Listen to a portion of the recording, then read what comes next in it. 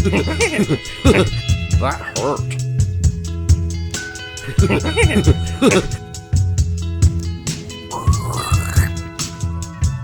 More verticality.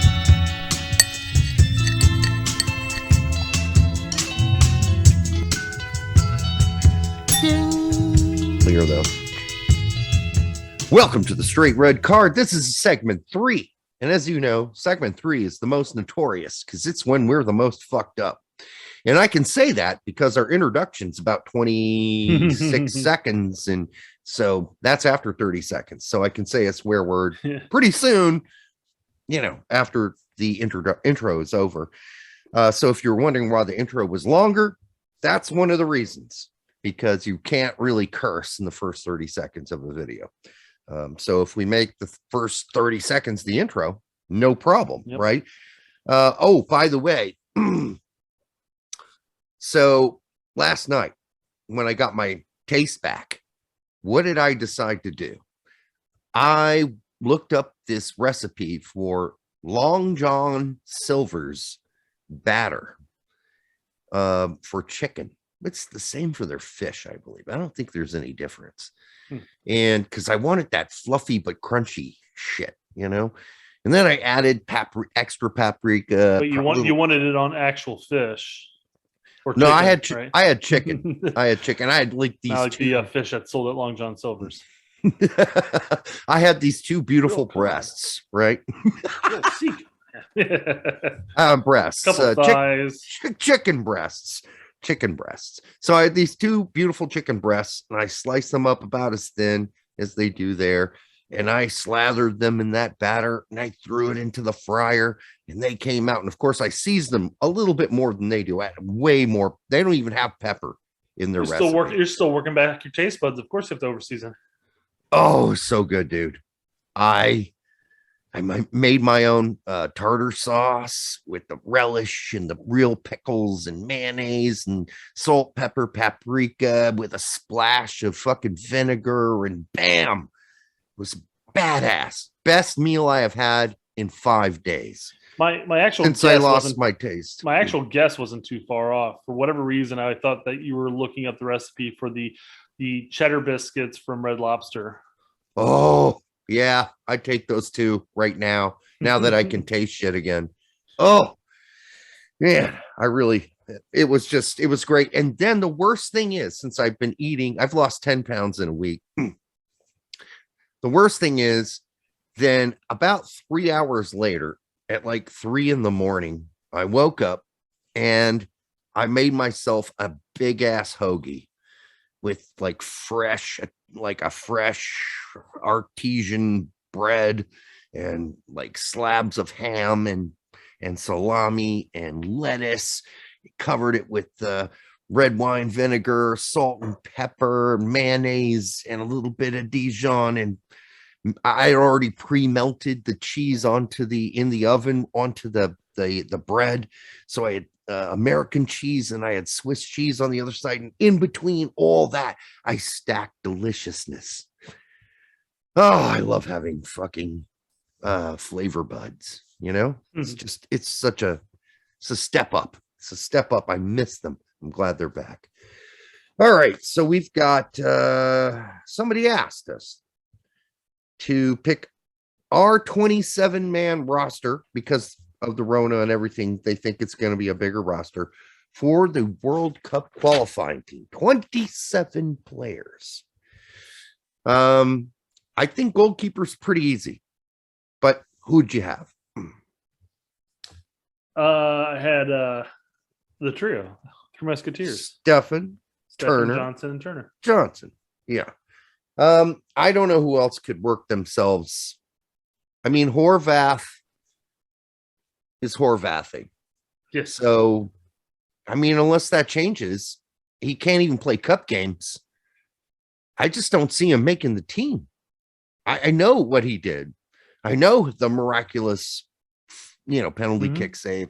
Those were awesome times. Well, what's funny is prior to that occurring, we were having the same conversation. He's not getting any playing time at Bruges. Yeah, barely getting a club game or a cup match here and there. But no, seriously though, I can't fathom including him in there. At least Stefan plays cup games. He just played one. Yep. I mean, he played like bad on occasion there.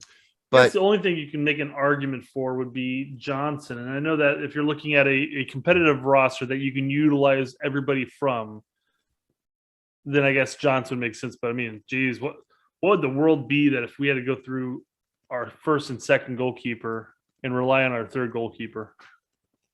Yeah, that would be bad. Yeah. Like, bad window. Stefan is in the game. He pulls a hammy. Yeah. I mean, you can make the argument that maybe even and I don't think this would ever happen by any means, but I mean, he's been included with the last two Camp Cupcakes or Camp Cookie Cup rosters. But I mean, Slonina could be there. I don't think it'll ever happen. Not this cycle by any means. Nah. But again, I mean, you're looking at a third goalkeeper. You could start planning for the future. Most teams in their 18s only carry 2 keepers at a time. I wonder if so. There have been many occasions in history where first goalkeeper gets hit in the head, he's out. Second goalkeeper comes in, somebody kicks him straight in his testicles, he's out. And some other guy has to then, like a center back or whatever, put on the goalkeeper uniform and play goalkeeper. Mm-hmm. And, it's happened, but really you only need 2. The third one's just there for shits and giggles, usually. The shits and giggles being somebody getting hit in the testicles. So I think we're fine with those 3. Yeah. And let's just lump the left backs and right backs together. Cool. Because I think there's 5. Yeah. And I'm starting with Jedi. You just stop me when you disagree. Scally. Yep. Dest. Mm-hmm. Yedlin. Of course. Vines. Vines is the tricky one. So I'm sticking with Bello. Just because Berhalter's had Bello in camp for the last month. And it's going to lead right into the January window. I could just see him sticking with him rather than bring in Vines. But Vines, when he was at MLS, was a big Berhalter favorite. Sure. As well. I think that's a coin flip. Coin flip. I think since we're looking at a time frame where, again, Gregg's had Bello. Gregg has called Bello in a lot, and mind you, that's due to injuries and COVID-related issues in the past. But of recent, he's had him in camp for over a month. I mean, I just see that being a determining factor as far as including him over Vines. If you watch someone for a month play poorly, does that help? He continues to get call ups anyways. I mean, how many he's been in every single window. Yeah, it's going to happen. I mean, are there other people that could squeeze in there? Maybe Cannon, but now that he's playing for Boa Vista, but if I had to predict it right this moment, I'm going with Vines as my 5th, and you're going with Bello. So. Yeah. I mean, you can make the argument that even Yedlin hasn't really been playing much of recent, right? Yedlin? Yeah. Wasn't he out for a bit with maybe like the beer bug or whatever, and then he hasn't made it back on or whatever? Right. He didn't play this weekend, so I mean you can talk and look at somebody like Cannon who's actually playing right now, and he could get called back in. But Yedlin, I think, is kind of that stalwart, that player that Berhalter relies on at this point as a backup option. I think it's because he knows his system, but I also think that Cannon's not really playing as a right back right now. Very true. Playing as a right center back, so that's totally fucking weird. But it makes sense for Boa Vista. He's not really good going forward, but he's not bad as a defender. So. All right, center backs. I think there are going to be 5 or 4. Do you think 4? I went with 5. All right. And I'll explain the reason I went with 5 because there's a gap. So obviously, Miles Robinson. Yep. Zimmerman. Yep. Richards. Yep. Those were my top 3. I put McKenzie in there. That was a question mark for me. Yeah. He's seeing time with Ghent. And I think that's more than we can say in the previous windows. that he's But been included. That's only 4 though. I know. I haven't got to the 5th yet. Okay. I thought you were done. I was like, Nah, no, you said it's a question mark, so I was like, okay, let's talk about that real quick. okay. I mean, not that big of a question mark, but I'm just saying, yeah, Mackenzie. Okay, I had Long as my 4. So now that was my question mark. I was wondering if not as a 4, but as a 5. I wondered if he was going to bring Long in to the camp as a number 5 that would never see the field because he hasn't played a competitive game since last spring. Yeah, but we're picking the 27 for the World Cup, and going by Gregg's, Okay, sorry, this is my mistake then because I thought we were just talking about the January window. No, this guy asked us about picking our 27 for the World Cup. Well, this kind of stands regardless. Yeah. My 5th was Sands, and I was persuaded by Pete because the way that he brought this up, and I'm like, this is a really good point. He may not necessarily be he may be the 5th option as a center back, but we also need to find out who's going to be backing up Adams as a 6. Now you include Sands as an option, and of course he didn't have a great game against who did he play against? Was it Honduras? Yeah. So he didn't have a great game against them, but he was pretty solid during the Gold Cup. But an interesting option for him being as an Adams backup is if he is playing in that position, that does open up the opportunity for our wingbacks to get up and us falling back into a 3-man center back when we're in the attack. Yeah, they pulled that funky thing. Yeah, during that game where Sands was like a kind of a center back. back. It was against Canada before Zimmerman got injured. Yeah, like sort of a center back, but not really. Sort of an advanced center back. It looked fine up until that point, up until he got pushed back. I didn't even have Sands on my list. I'll be honest. Mm-hmm. So I went Miles, Zimmerman, Richards, Long, and then I thought about it real long and hard. And for me, it was Brooks, CCV, McKenzie, or Miazga for the 5th spot, and I picked Brooks. I think they're going to mend. I think they're going to mend the fences by the World Cup. I would like him to see them mend the fence this January window. Yeah, I would too. But as bad as Wolfsburg's been, maybe not. Oh well, give him a chance. This is his last year of his contract. He needs to start advertising himself to other clubs. Now, he may stick it out at Wolfsburg in the end, or it might benefit him that this is his last year since Wolfsburg might get relegated. Yeah, they might. I hope not. But no, I hope not either. My argument against CCV is he's not even been given a look. Yeah. So, I mean, I just don't see him getting a look before the World Cup. I mean, he might, but I don't know if it's going to be enough. Well, yeah, exactly. Because I mean, we have the Nations League coming up after qualifiers. So let's say after these next 2 windows we qualify, that gives Berhalter a little bit of a chance to try to bring in some new players and integrate them into the system. See if they're a viable option moving forward. Nations League, any form of friendlies leading up from September to November, and then it's World Cup. So I mean, we're looking at a very small window to get integrated over players who've been there for the last 2 years. Exactly, and so it's just going to be an uphill roll for CCV to get into the World Cup roster, and McKenzie. I mean, he's been starting again, before the break for Genk. I'm not really bought into him. I'm not buying it yet. And then Miazga has his issues. I mean, if he starts playing regular for Alves, maybe, but I'm going to go with Brooks because I just think, that's somebody that Berhalter would be comfortable with if they mend fences. And if they do, then I think you got Miles, Zimmerman, Richards, Long, and Brooks. And I think he's just married to Long. He likes that guy. It's possible. I mean, he's been called in the last 3 camps.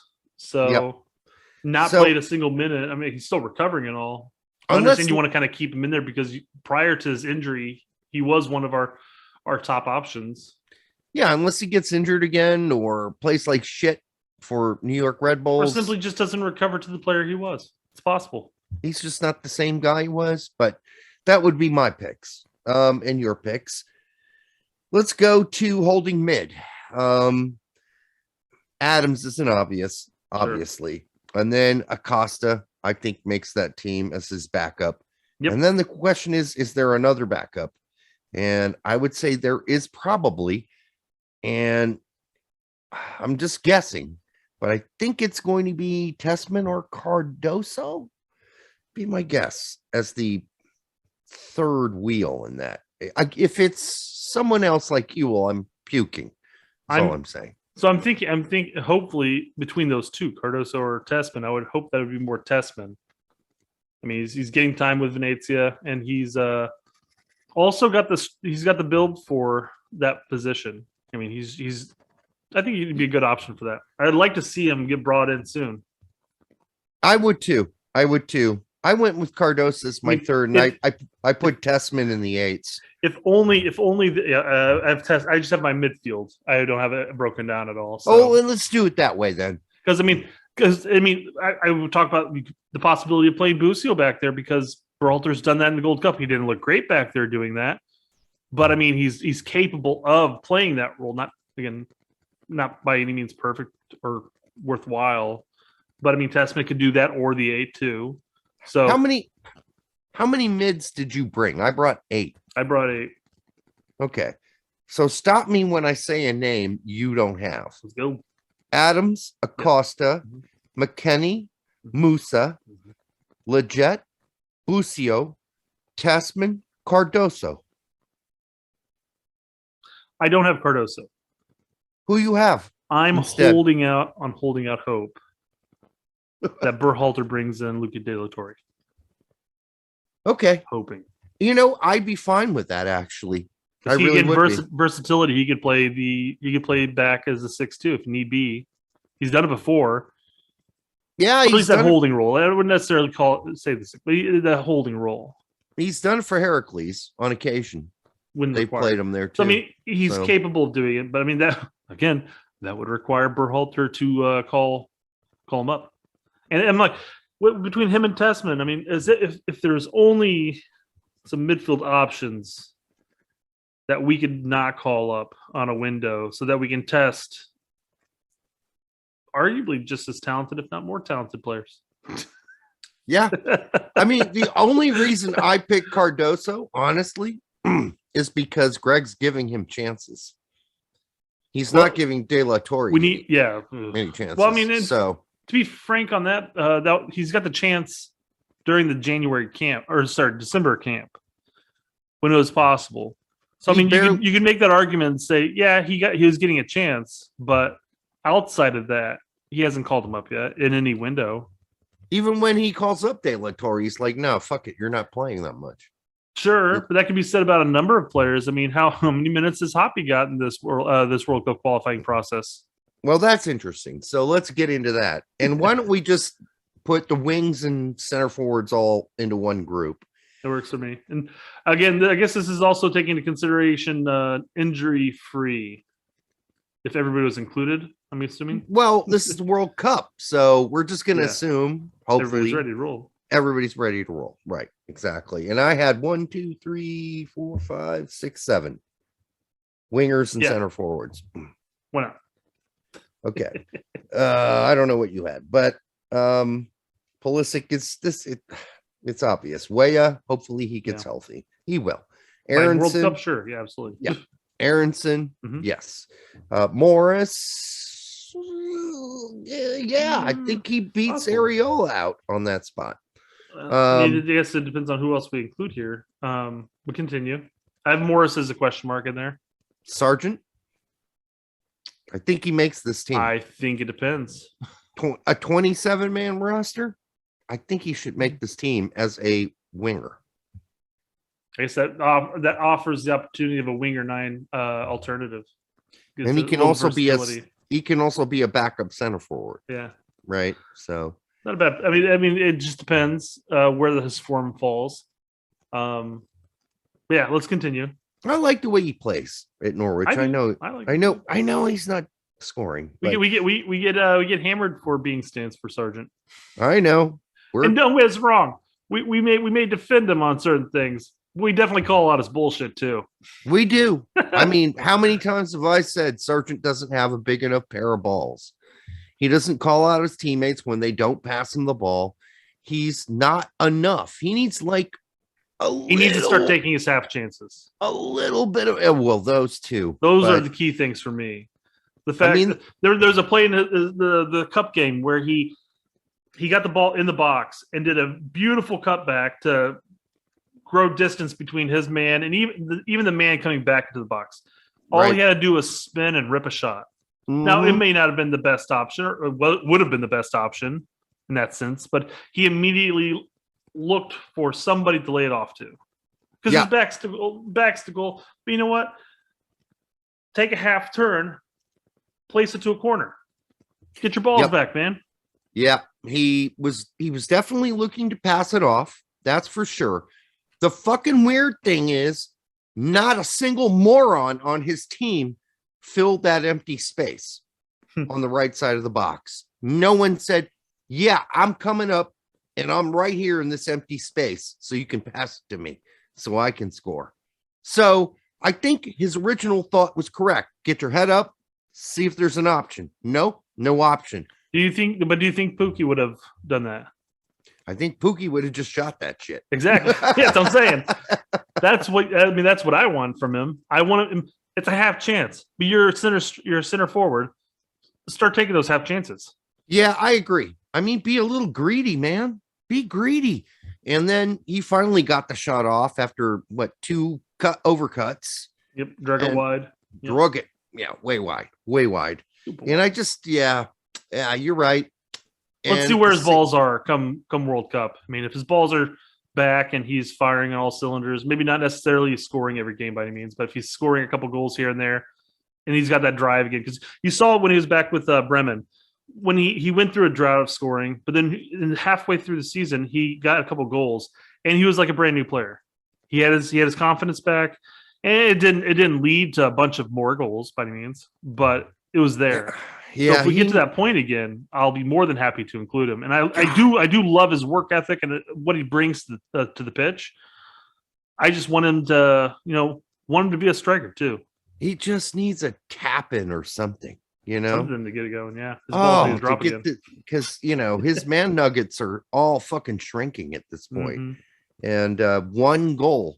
The water was cold. I mean, one goal. Yeah, you're right. It could change his attitude. Mm-hmm. And then I had Pepe. Sure. That one's obvious. And then I had Hoppy. You are cutting Reyna? Did I cut Reyna? You didn't mention his name. Not once. Okay, Morris has cut Reyna. Yes, thank you. That's yeah, I mean, I didn't have him taken over Reyna, but I'm like, I mean, how many players am I going to throw up top as an option, What the hell? Yeah. So, yeah, I'm sorry. Reyna, not Morris. Morris is out. He's gone. So, Pulisic, Weah, Aronson, Sargent, Pepe, and Hoppy. But you had somebody else? No, I had question marks on certain players. Like I said, Morris, depending on how many players I was going to fill in elsewhere. Yeah. I had in the wings. Sorry, when I say wings, I mean off the pitch and watching from home, but were viable options as Gioacchini and Conrad as options, along with Morris. But Morris was my question mark of whether or not I want to add another forward in there. Yeah, I mean, that's the crazy thing. Conrad could play himself onto this team. And the Sargent topic is in question too, because it really depends on where DK is in championship. Yeah. Or at that point, it might be Premier. Who knows? Yeah, DK could play him on. He could play himself onto this too, and I mean, this is the greatest thing. Up to Yeah, we're having this discussion, right? Yeah, and we could have never had this discussion 10 years ago.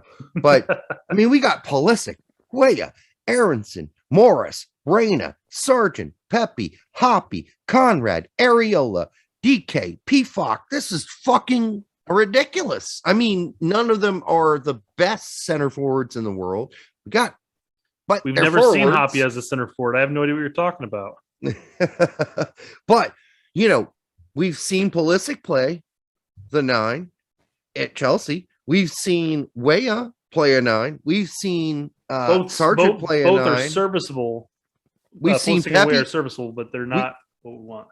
Yeah, but I'm not saying they're the best. I'm just saying we've seen these players play center forward. Pepe as well, Hoppy as well, and DK and PFOC. I mean, listen, none of those are A+, but they're all serviceable for the United States men's national team.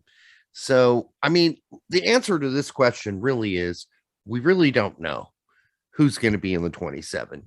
We know to some point, but there are definitely viable options, especially in our attack. Yeah, that really just depends on where their form is. It's the craziest winger, center forward. It's the crazy because Zardes could be in the discussion too, for all we know. Yeah.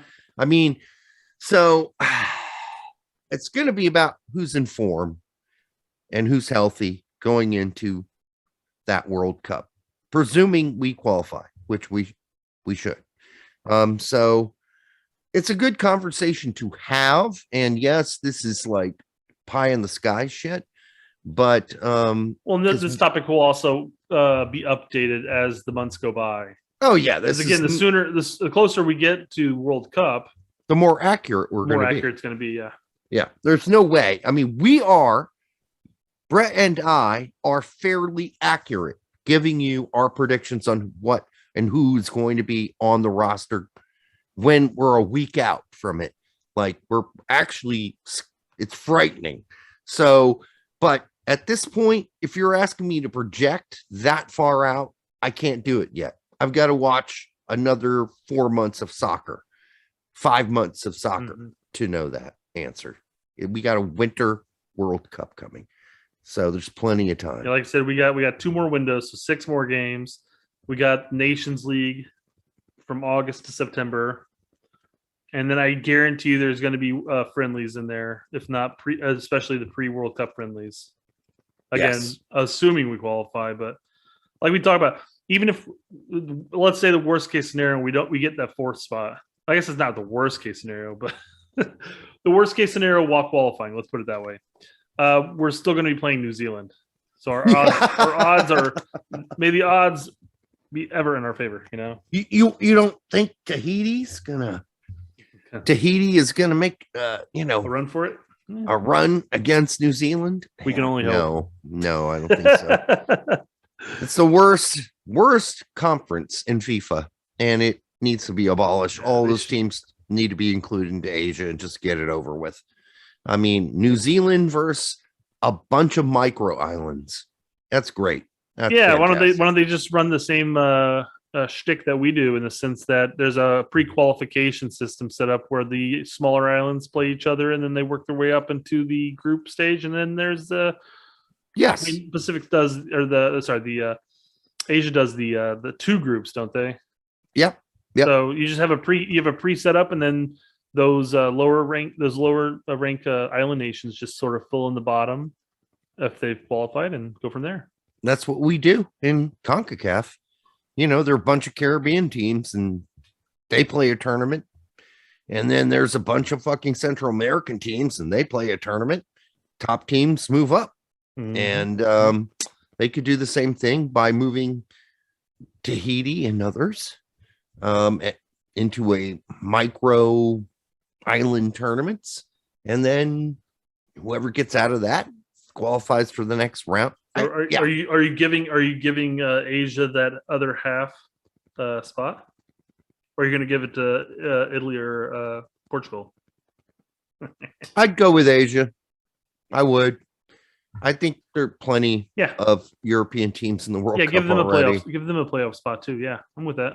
I mean, if you're not good enough to get one of those European spots, Jesus Christ. And, the fact that Portugal and Italy are in the situation that they are is their fault. It's their fault. They played like shit. And bad news for Italy. Chiesa tore his ACL. It is bad news That because sucks. Chiesa is a hell of a player, man. Yep. He's a really good player, and Sucks for Juve, but sucks for Italy too. for both. Mhm. Yeah, absolutely. Oh, by the way, just an update. It sucks for Chiesa too, but It does. But he's still got millions of dollars, so he's fine. Jens Kajust, who played for Midtjylland in Denmark, has made a big move to Reims. The only thing about all this is he's already played for the Danish national team, so he could have played for us, but he's not going to going forward. So there's that. Just a little update on that. And the last update. Huh? Said and the last update. And the last update on Jens Kajust. I always loved his name, though. Until the next time where we get together and talk soccer, make sure you like, make sure you subscribe, make sure you share it with your grandma. And at this point, if you've already had a sandwich, I would go ahead and just have a bowl of soup. All right, folks, good night.